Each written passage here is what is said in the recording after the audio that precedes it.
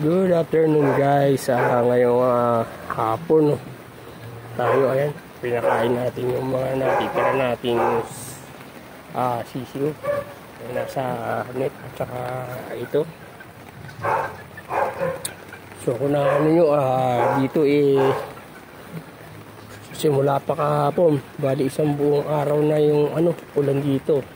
At saka may kasamang hangin, kaya ayan, natignan nyo, bali yung, ayan, may bali tayong ng malunggay. Tapos ayun, bumagsak yung isang puno natin ng saba. Sayang nga yun, may pa naman, tawag rito, may bunga po siya. Tapos ayun, nung din yung natin, yung nagapang natin na ampalayan ligaw sa pader na laglag yun,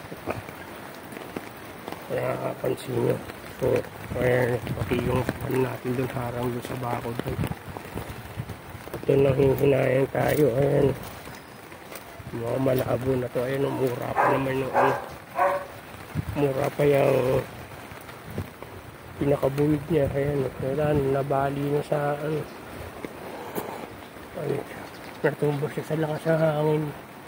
Yung isa na yung kapag kung magtutuloy pa ito, mamaya humangin po din na malakas, matutumba na rin yung isang nakatayo na yan. May bunga din po yan. Oo. Ayan, dami na rito kasi magdamag yung kamula pa kahapon. Hanggang magdamag yung una na yun, may bunga din po yung isa na yan. Kapag tumumba yan, sayang din ito. Sayang na po talaga. Buti nga medyo hinana po ngayon yung ulan dito, pero dare-diretso pa rin po. So yun, nagpakailan tayo ng ating mga alaga. So ayan po, update dito sa kaya pagka tumila itong ulan, uminit, marami na naman tayong lilinisin dito sa ating pinagtataniman. So ayan po muna guys, ang namin dito. Sana po pagka tumila na itong ulan, at para kasi okay naman na nakapag-ignisin na, basa niya na maigi yung lupa. So ayan po.